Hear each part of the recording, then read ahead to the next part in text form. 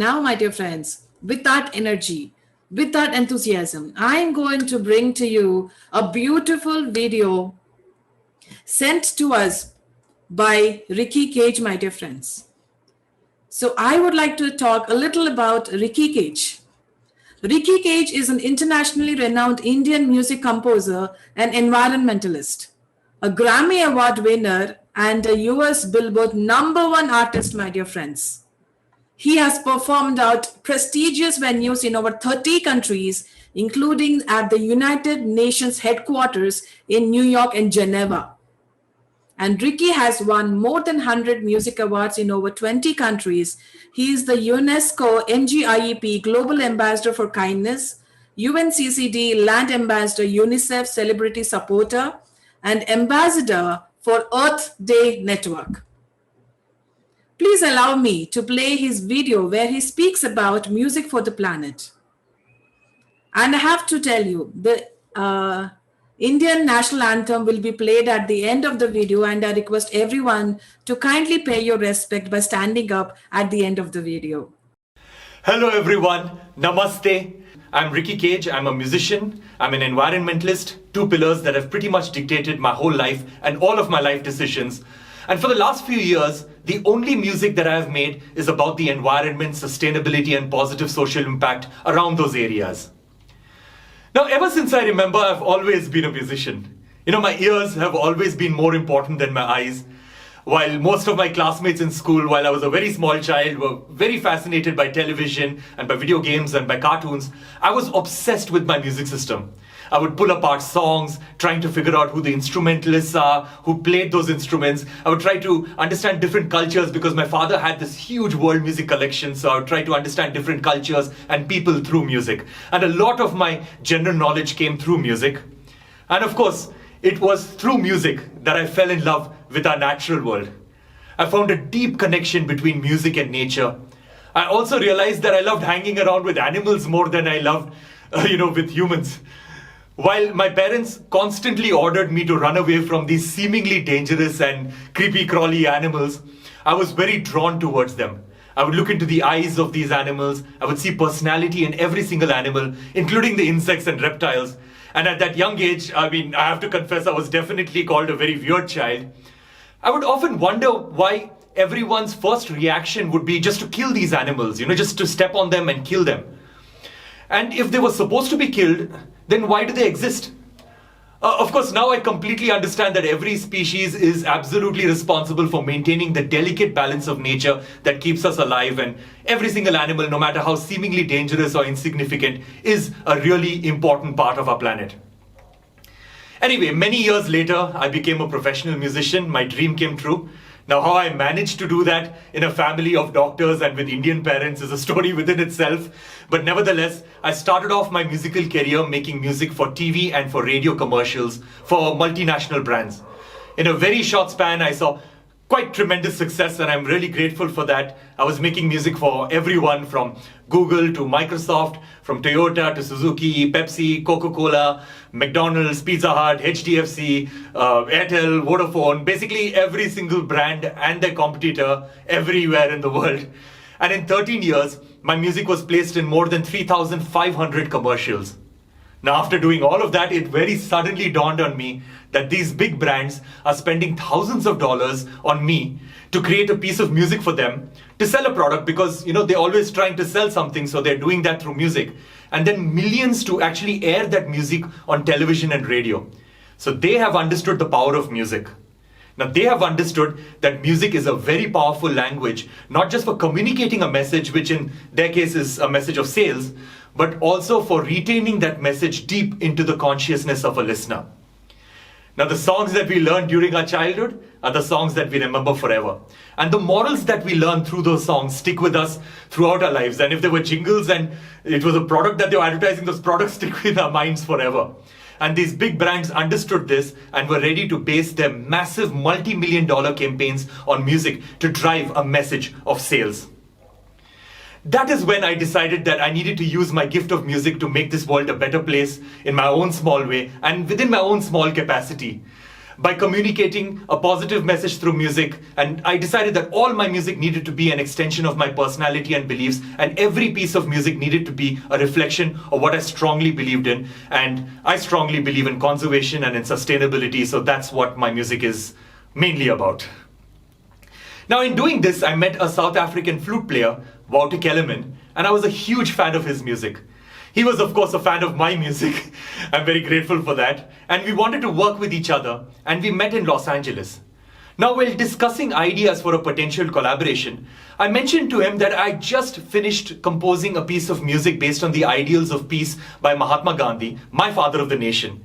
And it was a huge coincidence that Wouter was just working on a piece of music inspired by his father of the nation, that is Nelson Mandela.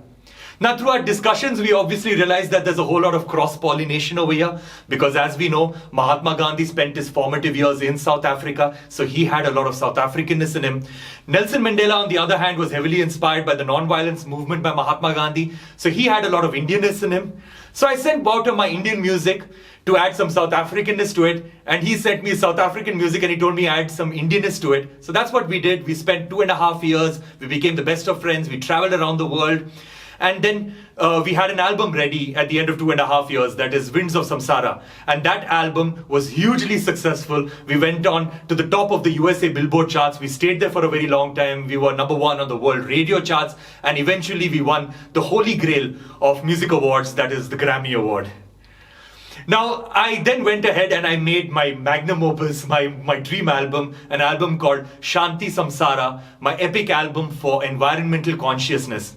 This time, the album featured over 500 musicians from over 40 countries, including, of course, India, USA, Australia, Turkey, Algeria, Azerbaijan, Senegal, Sweden, Korea, China, Vietnam, Tibet. You know, all of them coming together to celebrate the natural world and raise awareness on climate change.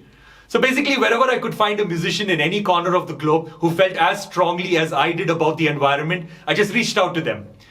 The album was launched at the United Nations Climate Change Conference, the COP21 in Paris, by our Prime Minister Narendra Modi ji and the then French President François Hollande.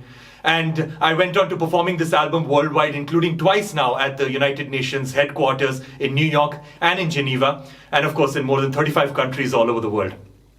So here I'm going to play a song for you because I'm a musician, so I'm going to play you some music. So it's called Shine Your Light. It's a song about kindness, it's about empathy. It's just about shining our light to everyone around us. Now this video shows clips of our performances of this song in 7 countries and in 13 cities, so you'll get an idea of what our performances look like. Also, we are going to be showcasing through the song the performance at the United Nations headquarters in Geneva. Here is Shine Your. Thank you so much. Hope you like that song and hope I'm making sense with my talk. Now, coming back to the Paris Climate Change Conference, the COP21, while watching the conference, one world leader who absolutely caught my attention was President Anote Tong, the president of the Pacific Island nation of Kiribati. Now, he went up on stage and gave a very short presentation, and that's why he caught my attention. He appealed to all the 195 countries present to make an agreement to pass a resolution that will ensure that his people of Kiribati stay above the water. Now that was a very powerful statement and it quite shook me.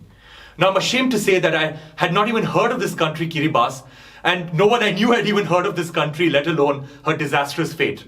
So I studied about Kiribati. So Kiribati is an island nation in the South Pacific, 21 inhabited islands, very low-lying atoll islands, and the entire country will be uninhabitable in the next 30 years, and in the next 80 years, the tallest point in any of the islands will be completely submerged underwater, and they are going to be the first country in the world to completely disappear and completely submerge due to climate change. So, in effect, we're going to have to redo our globes and our maps we make, and the part where Kiribati is in the middle of the Pacific Ocean, we're just going to have to paint that blue. So I visited Kiribati. I spent 2 weeks, I think between 2 to 3 weeks over there engaging with their wonderful citizens. I fell in love with their culture and the beauty of this island. Now this is a country that lives within nature. They do not take more than they can give back. No industrialization, no major development, and yet they are the ones going underwater for no fault of their own, and climate change is not at all of their making just because they are low-lying islands. Now, at the end of the day, it's just one Earth and one atmosphere. If all of our countries could build domes around ourselves and keep our carbon emissions within our own borders, then countries like Kiribati have nothing to worry about. But then our carbon emissions spreads around the world and it becomes their carbon emissions. And as you know, polar ice caps melt, ocean levels rise, and since they are the lowest lying islands, they are suffering the consequences of our actions. Now again, being a musician, I made a song there and with their people and with their president. And those of you who have ever been to a concert of mine or even a talk of mine, you've already heard all about this island and, and about her fate because of how passionate I am about telling their story and about performing this song at every single concert of mine all over the world. So for those of you who've already listened to the song, here it is again. Here is my song, Samsara.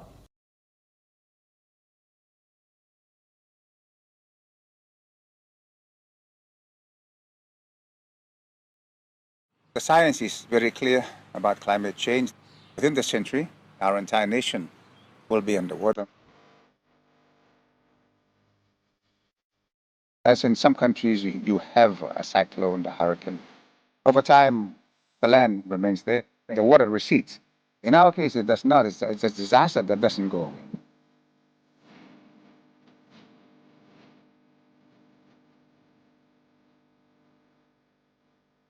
Our reality is that we have communities who already have to relocate, left their villages. We have communities which are on the verge of doing the same thing. For us, climate change is not something that's likely to happen. It is happening, we are facing it.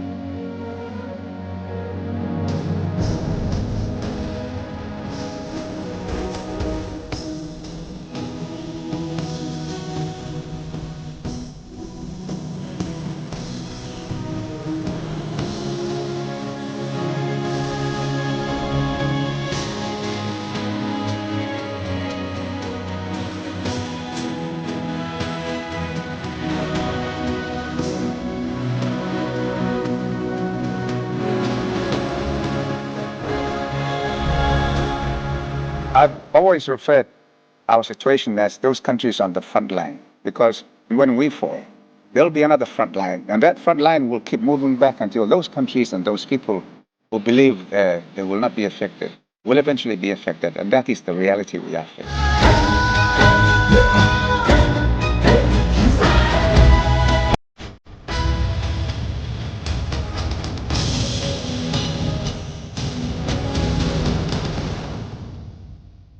I think as human beings, we are being challenged. Should we do something about it? And I believe, yes, everybody has the responsibility to do it. Now, all those Kiribati children that you saw in the video, if you only think about it, they will not have the opportunity to grow up in their own country. Their country will be gone, and very soon they're going to be refugees of a new kind, and that is climate refugees. Now, Kiribati, we may or may not be able to do anything about their fate and their future, but they can be used as such a powerful example to showcase to us that climate change is real, climate change is human-induced, climate change has currently got victims, and our actions sitting down over here are having disastrous consequences on people on the other side of the world. It brings in a different perspective when we actually see their faces. Now, in today's world of climate change, of species extinction, deforestation, pollution, environmental degradation, of course, so many society issues like poverty, hunger, inequality, gender violence, racism, It is said that the biggest threat to our environment, the biggest threat to our existence as the human species, is the constant thought that we have that somebody else will make a difference. We're always waiting for other people to make a difference. We're waiting for governments to make a difference, NGOs, corporations, leaders, universities to make a difference. When the truth is that to fix all of our problems, we just need to look within ourselves. Now, we are the agents of change. Everyone speaks about changing the world, but nobody talks about changing themselves. And that's not because all of us are evil people. It's simply because we have just not empowered ourselves to believe that we can truly make a difference if we only make small incremental changes within our own lives, like reducing our consumption of plastics, our dependence on fossil fuels, use public transportation, consume less of everything basically, and be kind to one another, show empathy. I believe that is all that is needed, because the need of the hour is behavioral change and becoming a more environmentally conscious society. Now, as Mahatma Gandhi said, that we need to be the change that we want to see. Now, we can make 1,000 speeches and showcase a ton of scientific data to people. But what is needed is for artists to interpret that data and speeches through the emotional language of music and touch the hearts and souls of people. And I believe music can be that amazing catalyst to drive people from just mere awareness of problems, because everybody is aware of all the problems, maybe not the exact statistics or the exact extent, but everybody is aware of all the problems, to actually taking concrete action to actually solving these problems. So music can be that catalyst to move people from awareness to action. And that's what we musicians need to do. We need to work towards creating art to make everyone believe that they themselves can bring about change by just incremental changes within their own lives. So I'd like to conclude this talk by quoting Baba Diom, the great Senegalese conservationist. Now, he said that at the end of the day, we as humans, we only protect things that we love. That's how we are, We only protect things that we love and things around us. We only love things that we understand, and we only understand things that we are taught. So I want to make it my mission to make everyone fall in love with our natural world, and hopefully through that love, we will find it within ourselves to protect, to conserve, and to sustain. Now, India is a country, and I absolutely love our country. And India is much more than just humans, and we need to constantly remind ourselves that we are just one among millions and millions of species in this country or on this planet. So I created an instrumental version of our national anthem, and for the video, we decided to showcase the true inhabitants of India. Now, who are the true inhabitants of India? Who are the true citizens of India? The forests and the wildlife, because the forests and wildlife have existed on our land long before any humans have ever set foot here. And I'm sure you all agree with me. Now, the forests and wildlife define the beauty of our country, they define our sustainability, and are responsible for our very survival.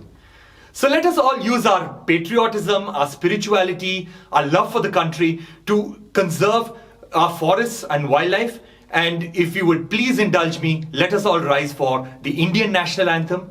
Let us all rise for the true citizens of India.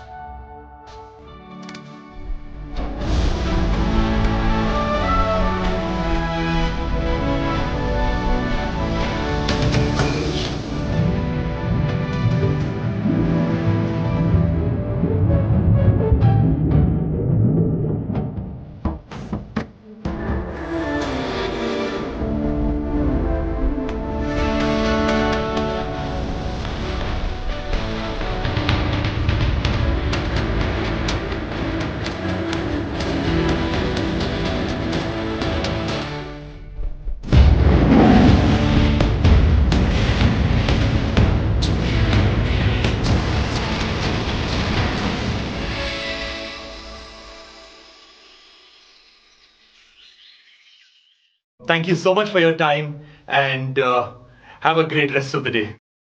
Thank you so much, Ricky KG. That was truly a wonderful, wonderful, wonderful video. And his music is truly transforming so many people. Along with his music, he's spreading the word of compassion towards animals, towards our Mother Earth. And through his singing, through his talent, he's inspiring everyone to go for plant-based food. That is his message, and it was so energizing, so inspiring. Thank you so much, Ricky Ji, for sending us this beautiful video. Your music is truly inspiring. Thank you so much.